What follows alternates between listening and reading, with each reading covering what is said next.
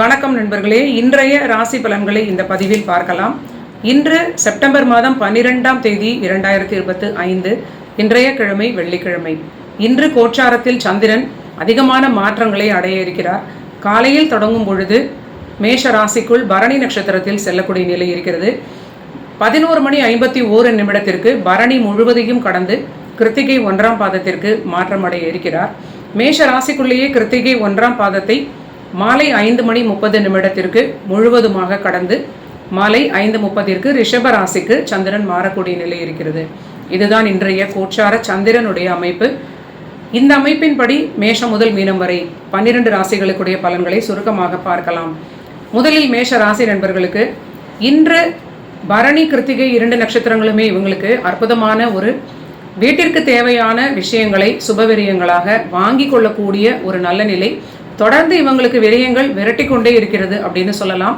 ஏதாவது ஒன்றை நீங்கள் வாங்கி விடுவது ஒரு நல்ல நிலை. அப்பொழுதாவது அந்த விரயம் ஓரளவிற்கு குறையும் அப்படின்னு கூட நம்ம சொல்லலாம். சுகஸ்தானத்தில் இருக்கக்கூடிய சுக்கிரனுடைய சாரத்தில் செல்லக்கூடிய சந்திரனாக இருப்பது, சுகஸ்தானாதிபதியாகவும் இருப்பது, தொடர்ந்து இந்த விரயஸ்தானத்தில் உள்ள சனியோடு தொடர்பாகவே இருப்பது இவங்களுக்கு ஏதாவது ஒரு விரயத்தை செய்வதற்குடைய சாதகமான காலகட்டம். இதற்கு கூட ஒரு நிலை வருவது ரொம்ப ரேரான நிலை. இது ஒரு நல்ல காலகட்டமாக நல்ல விரயங்களை நீங்கள் செய்து கொள்ளலாம். தொழில் வளர்ச்சி, பணியில் லாபம், பணியில் ஒரு பிரமாதமான வளர்ச்சியான காலகட்டம்.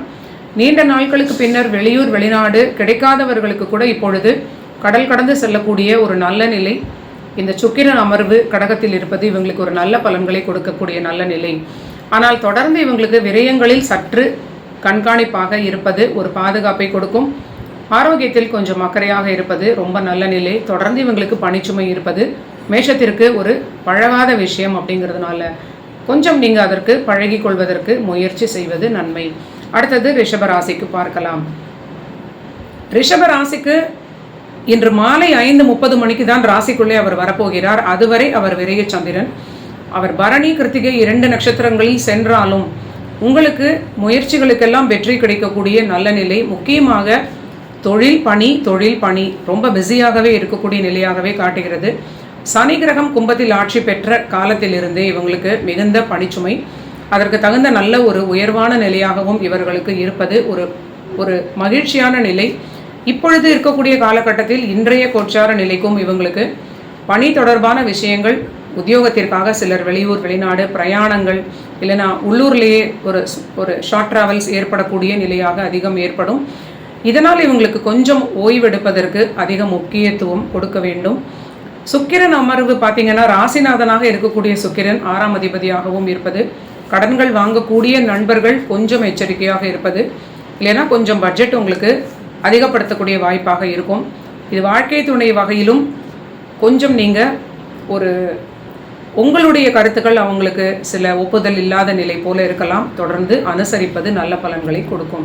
அடுத்தது மிதுன ராசிக்கு பார்க்கலாம்.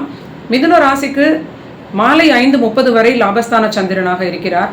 இது ஒரு நல்ல ஒரு பலன்கள் அப்படின்னே சொல்லலாம். வருமானத்தில் உயர்வு, பணியில் ஏற்றம், கடுமையான பணிச்சுமை, தொடர்ந்து இவங்களுக்கு பிரயாணங்களாகவே இருக்கலாம், இல்லைன்னா பணிச்சுமை அதிகமாக இருக்கலாம். ஆரோக்கியத்தை ஒரு காம்ப்ரமைஸ் செய்து தான் இவங்க பணிச்சுமையை சமாளிக்கிறார்கள். ஓரளவிற்கு உங்களுடைய ஆரோக்கியத்திற்கு தேவையான ஒரு ரெஜுவனேஷன் போன்ற ஒரு நிலையெல்லாம் நீங்கள் ஃபாலோ பண்ணுவது மிதுனத்திற்கு ரொம்ப முக்கியமான நிலை.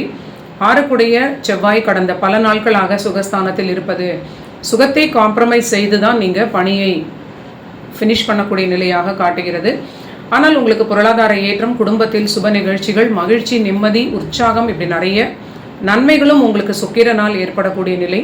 சுப விரயங்கள், நல்ல ஏற்றமான காலகட்டம். இன்றைய கோச்சார சந்திரனுக்கு ஒரு நல்ல பொருளாதார ஏற்றம், குடும்பத்தில் மகிழ்ச்சி, இதெல்லாம் சொன்னாலும் தொடர்ந்து உங்களுடைய புதிய முயற்சிகளில் நிதானம் தேவை. தேவையில்லாத ஒரு சில முயற்சிகளை தவிர்த்துவிட்டு உங்களுடைய ஃபோக்கஸ் ஒரே இடத்தில் இருப்பது, முக்கியமான விஷயங்களுக்கு மட்டும் இருப்பது ஒரு மேன்மையான நிலையை கொடுக்கும். அடுத்தது கடகராசிக்கு பார்க்கலாம். கடகராசிக்கு இன்று 10ஆம் வீட்டில் இருக்கக்கூடிய மேஷ ராசியில் இருக்கக்கூடிய சந்திரன் மாலை வரை இருக்கக்கூடிய நிலை ஒரு நல்ல ஒரு நிலையாக இருக்கும். பணியில் ஒரு அற்புதமான ஏற்றம் கடகராசிக்கு. அற்புதமான பரிவர்த்தனா யோகத்தினால் வெளிநாட்டு பணம், வெளிநாட்டு பிரயாணங்களால் ஆதாயம், பணியில் ஒரு மேன்மையான காலகட்டமாக தொடர்ந்து வளர்ச்சியான நிலையாகவே இருக்கிறது. குடும்ப வாழ்வில் சிறிது அனுசரிப்பது, மன சஞ்சலத்தை சரியாக பராமரித்து கொள்ளக்கூடிய நிலையில் இவங்க ரொம்ப குரூஷியலாக இருப்பது இவங்களை நிறைய பேர் சொல்லக்கூடிய நிலையாக நான் கேள்விப்படுகிறேன். சந்திரனை கடகத்தில் இருக்கக்கூடிய பிறவி சந்திரனை பாதகாதிபதி சுக்கிரனும் அங்கு இருப்பது, சனி கிரகம் வக்கரமாக தொடர்பாக இருப்பது கண்டிப்பாக மன ஆரோக்கியத்தில் அவ்வப்பொழுது ஒரு மனக்கிலேசம் அப்படிங்கிற நிலை, மன அழுத்தம், ஏதோ ஒரு புரியாத குழப்பம், எப்போ பார்த்தாலும் ஒரு கன்ஃபியூஷன் இருக்கக்கூடிய நிலையாக இருக்கலாம். தைரியம் புரியக்கூடிய நிலையாகவும் இருக்கலாம். கண்டிப்பாக எல்லாமே சரியாக நடக்கிறது அப்படின்னு நம்மளே ஒரு நாளைக்கு ஒரு 10 முறை ஒரு செஷனுக்கும் சொல்லிக்கொண்டே இருப்பது ஒரு நல்ல நிலை. ஏன் அப்படின்னு சொல்கிறோம் அப்படின்னு உங்களுக்கு காமெடியாக இருக்கும். எனக்கு கூட இதெல்லாம் ஒரு காலத்தில் ரொம்ப வியப்பாக இருந்தது. சில கிரகங்கள் நம்மளை ஏமாற்றக்கூடிய நிலையாக இருக்கும் பொழுது நம்ம செல்ஃப் டாக்கிங் அப்படின்னு சொல்லக்கூடியது, செல்ஃப் மோட்டிவேஷன், அந்த மாதிரியான சில விஷயங்கள் ரொம்ப பயனுள்ளதாக இருக்கும். அது போன்ற கடகராசிக்கு இந்த காலகட்டத்தில் நீங்களே உங்களுக்கு எல்லாம் சிறப்பாக இருக்கிறதை நீங்கள் உணர வேண்டும். அதை எழுதுவது கூட உங்களுக்கு நல்ல பலனை கொடுக்கும்.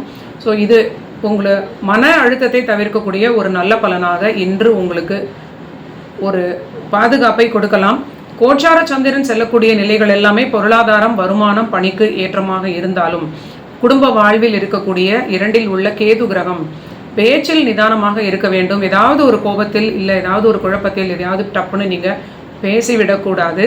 வாழ்க்கை துணையுடன் ஆர்குமெண்ட்ஸ் இல்லாமல் இருப்பது ரொம்ப முக்கியமான நிலை. அடுத்தது சிம்மத்திற்கு பார்க்கலாம். சிம்ம ராசிக்கு இன்று 9இல் இருக்கக்கூடிய சந்திரன், இவரே பாதக வீடு அப்படின்னு சொல்லக்கூடிய நிலையில், எப்பொழுதும் எனக்கு அந்த 9ஆம் வீடு அப்படின்னு சொன்னாலே ஸ்திர ராசிகளுக்கு அது பாதக வீடாகத்தான் நான் பார்க்கக்கூடிய நிலையாக இருக்கும். கண்டிப்பாக குடும்ப வாழ்வில் அதிக அக்கறையும் நிதானமும் தேவை.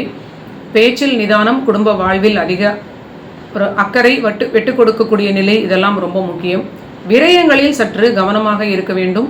இல்லைன்னா உங்களுக்கு அளவுக்கு அதிகமான விரயங்களாக ஒரு சூழலாக இது ஏற்படுத்தக்கூடிய வாய்ப்பாக இருக்கிறது.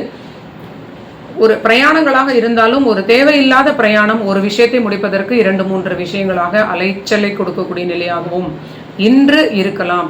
ஸோ நீங்கள் ஓரளவிற்கு தெளிவான மனநிலையில் சில விஷயங்களை முடிவு செய்வது, நம்மால் முடிந்தவரை சில முயற்சிகளை சரியான முறையில் ஒரு சரியான விஷயமாக மாற்றிக்கொள்ள முடியும் அப்படிங்கிற நம்பிக்கையாக இதை செய்யலாம். ஏனென்றால் இங்கு நான் சொல்ல விரும்புவது, விதி என்று ஒன்று இருந்தால் பின் வாழ்க்கை எதற்கு அப்படின்னு நிறைய பேர் என்னிடம் கேட்கிறார்கள். என் வீட்டில் கூட குழந்தைகளை கேட்கிறார்கள். ஆனால் அப்படி கிடையாது. கடந்த கால நிகழ்வினால் ஏற்பட்ட விதியினால் இந்த பிறப்புன்னு எடுத்துக்கலாம். ஒரு நாளும் செய்யக்கூடிய புதிய விஷயங்கள் அடுத்த நாளுக்குடைய விதியாக மாறுகிறது. ப்ரெசன்ட் லைஃப்பில் செய்யக்கூடிய ஒரு விஷயமும் புதிய விதியினை உருவாக்கி கொண்டே இருக்கிறது. ஸோ இதை நம்ம ரியலைஸ் பண்ணும் பொழுது ஒரு கான்ஷியஸாக ப்ரெசன்ட் லைஃப்பில் நல்ல ஒரு தெளிவான மனநிலையில் இருக்கும் பொழுது ஓரளவிற்கு நம்ம விதியை நம்ம சரியாக நாமே எழுதி கொள்ளலாம். அப்படிங்கிற அமைப்பின்படி நீங்கள் இன்று நான் மேலே சொன்ன விஷயங்களை செய்வதற்கு முயற்சி செய்யலாம் சிம்ம ராசிக்கு. அடுத்தது கன்னி ராசி நண்பர்களுக்கு பார்க்கலாம். கன்னி ராசிக்கு இன்று முழுவதும் சந்திராஷ்டமம் மாலை 5:30 வரை இருப்பது. சற்று பொறுமையாக நீங்கள் இருக்க வேண்டும். குடும்ப வாழ்வில் வாக்குவாதம் கண்டிப்பாக கூடாது. பிடித்த பிடியில் இருக்கக்கூடிய சில பிடிவாதக்கார கன்னி ராசி நண்பர்கள் குடும்ப வாழ்வில் ஆர்குமெண்ட்ஸ் என்று கண்டிப்பாக ஏற்பட அதிக வாய்ப்பாக இருக்கும். தேவையில்லாமல் குடும்ப வாழ்க்கை நீங்கள் கெடுத்துக்கொள்ளாமல் இருப்பது உங்களுக்கு ரொம்ப ஒரு நல்ல பாதுகாப்பு. மற்றபடி உங்களோட ரொட்டீன் வேலைகளை நீங்கள் செய்யலாம். பணியில் நல்ல ஒரு காலகட்டமாக இருக்கிறது. தொழிலும் நல்ல வளர்ச்சியாகவே இருக்கிறது. ஆனாலும் எல்லா விஷயத்திலும் கொஞ்சம் நீங்கள் கான்ஷியஸாக ஒரு பொறுமையாக எல்லாம் சிறப்பாக இருக்குது அப்படின்னு அமைதியாக நம்ம இருக்கக்கூடாது அப்படிங்கிறத நீங்கள் உணர வேண்டும். கொஞ்சம் நீங்கள் எச்சரிக்கையாகவே இருக்கக்கூடியது உங்களுக்கு எதிர்காலத்திற்கும் ஒரு பாதுகாப்பை கொடுக்கும். அடுத்தது துலாம் ராசிக்கு பார்க்கலாம். துலாம் ராசிக்கு நேர் 7ஆம் வீட்டில் சந்திரன் இருக்கிறார். ஒரு பரணி கிருத்திகை அந்த 2 நட்சத்திரங்களுமே பார்த்தீங்கன்னா 10இல் இருக்கக்கூடிய பரணி, 11இல் இருக்கக்கூடிய சூரியன் பரிவர்த்தனை யோகம் ஒரு சிறப்பான நாளாகவே இன்று காட்டுகிறது. ஒரு தொழில் லாபம் இது போன்ற நல்ல நிலை, ஓரளவிற்கு மனதில் மகிழ்ச்சி, நிம்மதி, பணி வளர்ச்சி இதெல்லாம் இவங்களுக்கு பொருளாதாரத்திற்கு சப்போர்ட் பண்ணும். 5இல் இருக்கக்கூடிய ராகு ரொம்ப நல்லவர் போல இருப்பார். திடீரென்று கோச்சார நிலையில் சில கன்ஜங்ஷன்ஸ் சரியில்லாமல் வரும்பொழுது பயங்கர டிப்ரெஷனை ஏற்படுத்தக்கூடிய அளவிற்கு மன அழுத்தத்தை கொடுப்பார்.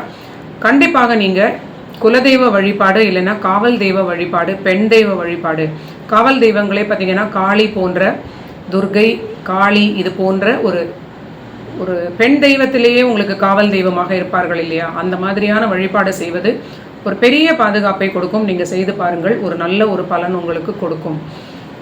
மற்றபடி இவங்களுக்கு ஏற்றமான நல்ல நிலை தான் துலாம் ராசிக்கு. இதை நல்ல விதமாக நீங்கள் பயன்படுத்தி கொள்ளலாம். நீண்ட நாள் கழித்து உங்களுக்கு பொருளாதாரம், பணி, தொழில் ஏற்றம், அதிர்ஷ்டம், மெயினாக அதிர்ஷ்டம் உதவுகிறது. இது ஒரு பெரிய ஒரு ஜாக்பாட்டான நிலைன்னு சொல்லலாம். அடுத்தது விருச்சிக ராசிக்கு பார்க்கலாம். விருச்சிக ராசிக்கு 6ஆம் வீட்டில் இருக்கக்கூடிய சந்திரன் ரொம்ப நல்ல நிலை. என்னை பொறுத்தவரை ஒரு பாதகாதிபதியாக வரக்கூடிய கிரகம்.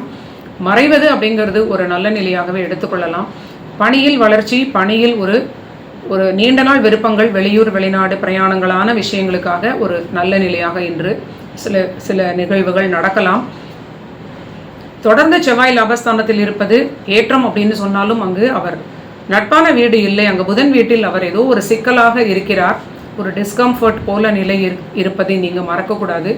அதெல்லாமே தொடர்ந்து உங்களுக்கு கடகம் வரை அந்த கனெக்ஷன் செல்வதனால் அதுவும் பாதகமாக இருப்பது. பணியிடத்தில் எல்லாமே சிறப்பாக இருந்தாலும் உள்ளூர உங்களுக்கு பின்னால் இருக்கக்கூடிய எதிரிகளாக நிறைய பேர் இருப்பார்கள் அப்படிங்கிறத நீங்கள் உணர வேண்டும். ஸோ விருச்சிகத்திற்கு எனக்கு இப்பொழுது தோன்றக்கூடிய பலன் இதுதான். நீங்கள் யாரையும் நம்பி ரொம்ப க்ளோஸாக உங்கள் எல்லா சீக்ரெட்ஸ், எதிர்கால பிளானிங் எல்லாமே சொல்லிவிடாமல் எதிர்காலத்திற்கான உங்களுடைய சில ஐடியாஸ், பிளான்ஸ் இதெல்லாமே நீங்கள் ஷேர் பண்ணாமல் உங்களோட வேலைகளை மட்டும் பார்ப்பது, கேட்ட கேள்விக்கு மட்டும் பதில் சொல்வது பெரிய பாதுகாப்பை கொடுக்கும். தொழில் வளர்ச்சி எல்லாம் ஓரளவிற்கு சிறப்பாக இருந்தாலும் புதிதான ரிஸ்க் இல்லாத தொழிலாக கவனமாக பார்த்து கொள்வது ஓரளவிற்கு நன்மை கொடுக்கும். திருமண வாழ்வில் கண்டிப்பாக விருச்சிக ராசி விட்டு கொடுப்பது மட்டுமே நல்ல பலனை கொடுக்கும். அடுத்தது தனுசு ராசிக்கு பார்க்கலாம். தனுசு ராசிக்கு 5இல் இருக்கக்கூடிய சந்திரன், பரணி கிருத்திகை 2 நட்சத்திரங்களுமே பார்த்தீங்கன்னா இவங்களுக்கு சற்று ஏதோ ஒரு அழுத்தம் இவங்களுக்கு தொடர்ந்து விடாது கருப்பு போல இருந்து கொண்டே இருக்கிறது. 8ஆம் வீட்டு சுக்கிரனோடு தொடர்பாக மாறி மாறி இந்த நட்சத்திர சஞ்சாரத்தில் சந்திரன் செல்வது, அந்த சுக்கிரன் ஸ்ட்ராங்காக பார்த்தீங்கன்னா அந்த சுக்கிரன் ஸ்ட்ராங்காக கடகத்திலே அமர்ந்து இவங்களுக்கு ஒரு பெரிய தொல்லைகளை கொடுத்து கொண்டே இருக்கிறார். அதுவும் சந்திரனுடைய வீடு. அந்த சந்திரன் செல்லக்கூடிய இடத்திலெல்லாம் அந்த 8ஆம் வீட்டுடைய ஒரு இரிட்டேஷன், ஒரு அலைச்சல்கள், ஒரு ஏமாற்றம் இது இவங்களுக்கு தொடரக்கூடிய நிலை. ஆனால் எப்படியோ அவங்க பணியை சமாளிக்கிறார்கள். அதனால் வருமானம் ஏற்றமாக இருக்கிறது. கவலைப்பட வேண்டாம். சுக்கிரன் எவ்வளவு நாள் தான் கடகத்தில் இருப்பார், அவரும் நகரக்கூடிய நிலை வந்துவிட்டதுன்னு சொல்லலாம். உங்களுக்கு ஓரளவிற்கு நல்ல நிலையாகவே இருக்கிறது. இருக்கக்கூடிய காலகட்டத்தை பணிக்கும் தொழிலுக்கும் நீங்கள் டெடிகேட் பண்ணி நல்ல உங்களோட பணியில் ஏற்றத்தை நீங்கள் உருவாக்கி கொள்ளக்கூடிய நல்ல நிலை. குடும்ப வாழ்வில் கண்டிப்பாக விட்டு கொடுப்பது பாதுகாப்பு. அடுத்தது மகரத்திற்கு பார்க்கலாம். மகர ராசிக்கு இன்று சந்திரன் சுகஸ்தானத்தில் இருக்கிறார். கண்டிப்பாக அங்கே செல்லக்கூடிய நட்சத்திர சாரங்கள் பரணி கிருத்திகை இரண்டுமே திருமண வாழ்வில் சற்று அதிக அழுத்தமான ஒரு சூழல் போல இருக்கிறது. ஏதோ கோல்டு வார் மாதிரியான ஒரு மனநிலை மகரத்திற்கு திருமண வாழ்வில் இருப்பதற்கு அதிக வாய்ப்பு இருக்கிறது. வாழ்க்கை துணைக்கு தொழில் அழுத்தம், பணிச்சுமையால் ஏதோ ஒரு கன்ஃபியூஷன் இருக்கலாம். ஸோ நீங்கள் அவங்களை எதிர்பார்க்காமல் அமைதியாக விட்டு கொடுத்து செல்வது. கொஞ்ச காலம் ஏதாவது மன வருத்தம் இருந்தால் கூட அதை போஸ்ட்போன் செய்வது, அதன் பிறகு நமக்கு அது மறந்தே போய்விடும். அந்த மாதிரியான சில காம்ப்ரமைஸ் மட்டும்தான் திருமண வாழ்வை இன்னும் நமக்கு இந்தியாவில் ஒரு தொடர்ச்சியாக சஸ்டெயின் பண்ண வைக்கிறது அப்படின்னு நான் பரிபூர்ணமாக நம்புகிறேன். அதே ஒரு மெத்தடு தான் மகரத்திற்கு உதவும் அப்படின்னு சொல்லலாம். ஆனால் தாயாருடைய ஆரோக்கியத்தில் சிறிது அக்கறை அதிகம் எடுத்துக்கொள்ள வேண்டும். செவ்வாய் கிரகம் சுயசாரத்தில் அமர்ந்து மேஷ ராசியை தொடர்ந்து பார்ப்பது கண்டிப்பாக இவங்களுக்கு ஒரு தாயாருடைய ஆரோக்கியத்தில் ஏதோ ஒரு சின்ன சின்ன பின்னடைவாக இருப்பதற்கு வாய்ப்பு இருக்கிறது. இல்லைன்னா ஜாதகர்களாக இருக்கக்கூடிய மகரத்தில் இருப்பவர்களுக்கே சில ஆரோக்கிய பிரச்சனைகள் இருக்கலாம்.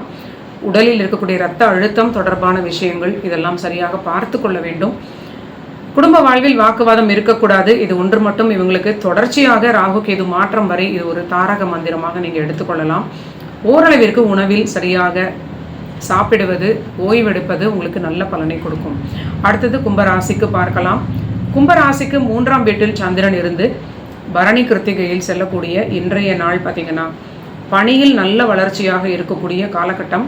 வெளியூர் வெளிநாடு தொடர்பான விஷயங்களால் ஏற்றம், மனதில் ஒரு மகிழ்ச்சி, நிம்மதி கண்டிப்பாக ஏற்படும். ஆனால் அந்த மகிழ்ச்சின்னு சொல்லக்கூடியது ஒரு ஓவர் கான்ஃபிடென்ஸாக மாறாமல் நீங்கள் பார்த்து கொள்ள வேண்டும். தொடர்ந்து செவ்வாய் கிரகம் உங்களுடைய ஓவர் கான்ஃபிடென்ஸை டெஸ்ட் பண்ணி கொண்டே இருப்பது ஒரு ரொம்ப இரிட்டேஷனான நிலை போலவே எனக்கு தோன்றுகிறது. பொறுமையாக நீங்கள் அளவான தைரியத்தை மட்டும் கையாள்வது ஒரு பெரிய பாதுகாப்பை உங்களுக்கு கொடுக்கும். அடுத்ததாக மீன ராசி நண்பர்களுக்கு பார்க்கலாம். மீன ராசிக்கு 2ஆம் வீட்டில் குடும்பஸ்தானத்தில் இருக்கக்கூடிய சந்திரன் பரணி அஷ்டமாதிபதி சாரத்தில் செல்வது கிருத்திகை 6ஆம் அதிபதி சாரத்தில் செல்வது, இந்த 2 கிரகங்களுமே உங்களுடைய பேச்சு ஸ்தானத்திற்கு சற்று ஒவ்வாத ஒரு வீடு. ஒரு வாக்குவாதத்தினால் குடும்ப வாழ்வில் கணவன் மனைவியிடையே பிரச்சனைகள் வரலாம். இல்லைன்னா தேவையில்லாத பேச்சுக்களை பேசி ஒரு ஸ்ட்ரெஸ்ஸான சூழலை ஏற்படுத்தி கொள்ளக்கூடிய நிலையாக இருக்கலாம். ஓரளவிற்கு அமைதியாக இருப்பதே உங்களுக்கு மிகுந்த நன்மைகளை கொடுக்கும். சந்திரனுக்குரிய ஸ்லோகங்கள் உங்களுக்கு பூர்வ புண்ணியாதிபதி சந்திரன், அம்பாள் ஸ்லோகங்கள், சிவன் ஸ்லோகங்கள், சிம்பிளாக எது இருக்கிறதோ 2 வரியில் இருந்தால் கூட அதை நீங்கள் சொல்லுவது மிகுந்த நன்மைகளை உங்களுக்கு கொடுக்கும். தொடர்ந்து 7.5 சனியுடைய ஆளுமையில் இருப்பதனால் நம்ம எல்லாவற்றையும் சேர்த்து பார்க்கும் பொழுது இது கொஞ்சம் அதிக இம்பேக்டை கொடுப்பதனால் நீங்கள் கொஞ்சம் எச்சரிக்கையாக இருப்பது நல்ல விஷயம் அப்படின்னு எனக்கு தோன்றுகிறது. நன்றி நண்பர்களே. இதுதான் செப்டம்பர் மாதம் 12ஆம் தேதி 2025 வெள்ளிக்கிழமைக்கான தினப்பலன்கள். நீங்கள் எல்லோரும் என்னுடைய சேனலை சப்ஸ்கிரைப் பண்ணிவிட்டு தொடர்ந்து பாருங்கள். மீண்டும் நாளைய பதிவில் சந்திக்கலாம்.